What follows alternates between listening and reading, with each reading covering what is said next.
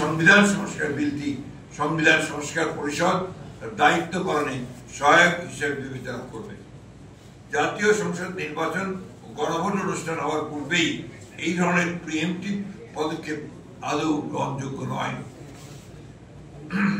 বলা হয়েছে সংবিধান সংস্কার পরিষদ প্রথম অধিবেশন শুরুর তারিখ হতে 270 পঞ্জিকা দিবসের মধ্যে যদি সংস্কার সম্পন্ন করতে ব্যর্থ হয় তাহলে গণভোটে অনুমোদিত সংবিধান সংস্কার বিলটি স্বয়ংক্রিয়ভাবে সংবিধানে অন্তর্ভুক্ত হবে, যা সম্পূর্ণ অযৌক্তিক, উদ্দেশ্য প্রণোদিত ও হাস্যকর। জাতীয় সংসদের অনুমোদনের পর যে কোনো বিল রাষ্ট্রপতির অনুমোদন পত্রের পরই কেবল আইনে পরিণত হয়, স্বয়ংক্রিয়ভাবে সংবিধান অন্তর্ভুক্ত হওয়ার কোন সুযোগ নেই। তা গণতান্ত্রিক রীতি ও সংসদীয় সার্বভৌমত্বের পরিপন্থী। বিকল্প দুই প্রস্তাবে জুলাই সনদ আদেশের বিষয়টি বিল আকারে না দিয়ে সংবিধান সংস্কার সম্পর্কিত প্রস্তাব সমূহ সরাসরি গণভোটে উত্থাপন করা হবে মর্মে উল্লেখ করা হয়েছে। এক্ষেত্রে ঐকমত্য কমিশনের আলোচনাকালে বিভিন্ন বিষয়ে রাজনৈতিক দলসমূহ কর্তৃক প্রদত্ত মতামত, ভিন্নমত ও নোট অফ ডিসেন্ট গণভোটে উপস্থাপনের সুযোগ রাখা হয়নি। চিঠিতে বলা হয়েছে, জাতীয় সংসদ নির্বাচনের পূর্বে অথবা নির্বাচনের দিন উক্ত আদেশ অনুযায়ী গণভোট নির্বাচন করা যেতে পারে।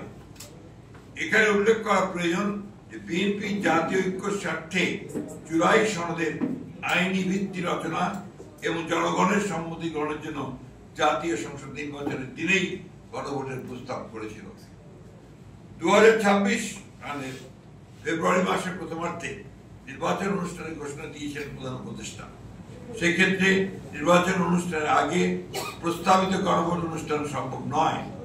সময় স্বল্পতা, নির্বাচন অনুষ্ঠানের জন্য বিপুল অঙ্কের ব্যয় এবং আইন শৃঙ্খলা বাহিনী সহ ব্যাপক লোকবল নিয়োগ এবং একটি জাতীয় সংসদ নির্বাচন অনুষ্ঠানের মতো বিশাল আয়োজনের বিবেচনায় নির্বাচনের পূর্বে গণভোট অনুষ্ঠান অপ্রয়োজনীয়, অযৌক্তিক এবং অবিবেচনাপ্রসূত। একই আয়োজনে একই ব্যয়ে জাতীয় সংসদ নির্বাচনের দিনই গণভোট অনুষ্ঠান করা বাঞ্ছনীয়।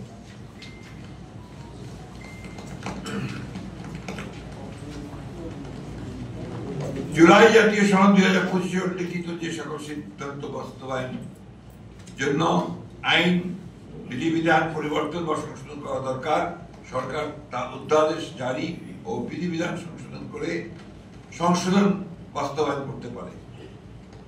সংযুক্তি 4, যে সকল সিদ্ধান্ত নির্বাহী আদেশে বাস্তবায়নযোগ্য সেগুলো অবিলম্বে সরকার ও সংশ্লিষ্ট কর্তৃপক্ষ বাস্তবায়ন করতে পারে। সংযুক্তি 5, এই প্রস্তাবের সাথে আমরা প্রায় সকল রাজনৈতিক দল ঐকমত্য পোষণ করেছি। এই প্রস্তাবের সাথে রাজনৈতিক পোষণ করেছি। এছাড়া জুলাই জাতীয় সনদ বাস্তবায়ন এর আইনি ভিত্তি দেওয়ার জন্য আমরা গণভোটে সম্মত হয়েছি। যে সকল বিষয়ে ভিন্নমত, নোট অফ ডিসেন্ট সহ ঐকমত্য হয়েছে তার উল্লেখ না রেখে দীর্ঘ আলোচনায় যেসব প্রসঙ্গ আলোচনা আসেনি তার অন্তর্ভুক্ত করে জাতীয় ঐকমত্য কমিশনের অন্য সকল সুপারিশ অগ্রহণযোগ্য বিধায় আমরা একমত হতে পারছি না। আমরা অত্যন্ত দুঃখের সাথে লক্ষ্য করেছি যে এই সকল সুপারিশ কেবল জাতিকে বিভক্ত করবে, ঐক্যের বদলে অনৈক্য সৃষ্টি করবে। মন গড়া যে কোনো সংস্কার প্রস্তাব গ্রহণ করলে জাতীয় জীবনে দীর্ঘমেয়াদে অকল্যাণ ডেকে নিয়ে আসতে পারে। আমরা আশা করি জাতির প্রত্যাশা পূরণে এবং দীর্ঘ 16 বছরের ফ্যাসিবাদ বিরোধী গণতান্ত্রিক আন্দোলন ও 2024 সাল ছাত্র গণঅভ্যুত্থানের সকল শহীদের রক্তের অঙ্গীকার অনুযায়ী এবং যারা দীর্ঘ এই সংগ্রামে ফ্যাসিবাদী শাসনামলে গুম, খুন, অপহরণ, নির্যাতন, মামলা, হামলার শিকার হয়েছেন তাদের প্রত্যাশা অনুযায়ী জাতীয় ঐক্যমতের ভিত্তিতে একটি শক্তিশালী গণতান্ত্রিক রাষ্ট্র পুনর্গঠন করতে পারব। হয়নি, যদিও প্রায় সকল রাজনৈতিক দল সম্মতিপত্র দিয়েছিল।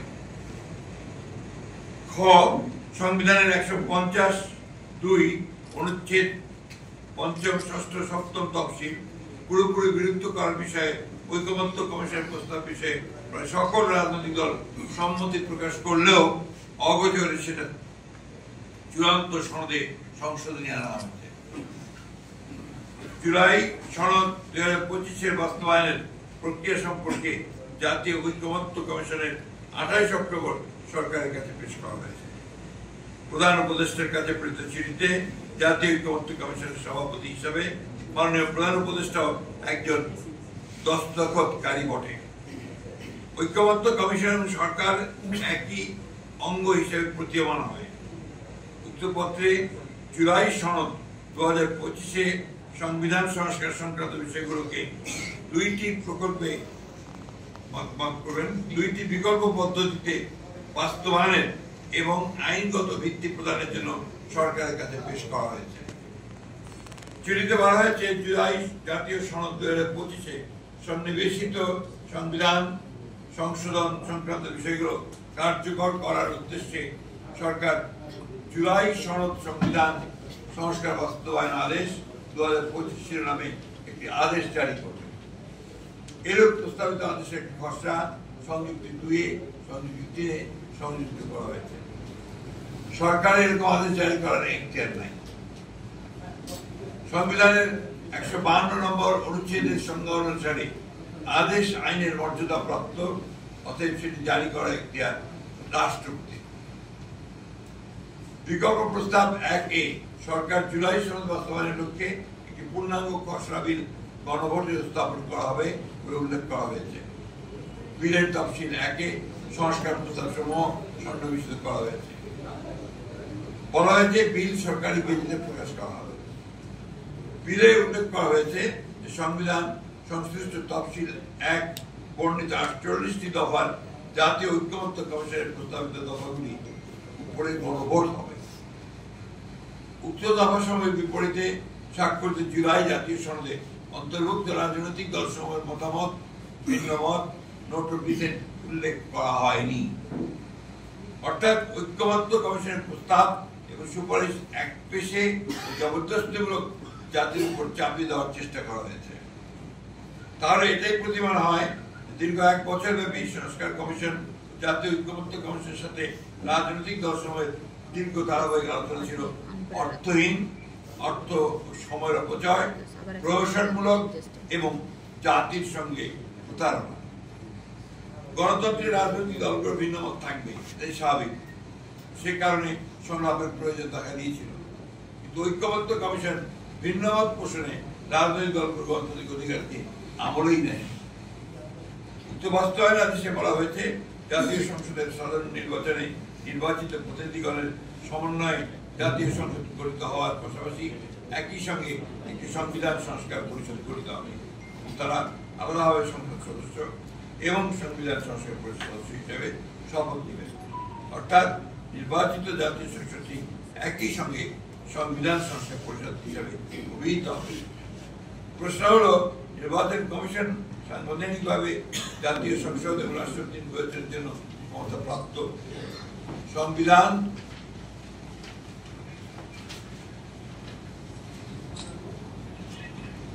সংস্কার পরিষদ গঠনের লক্ষ্যে নির্বাচন অনুষ্ঠানের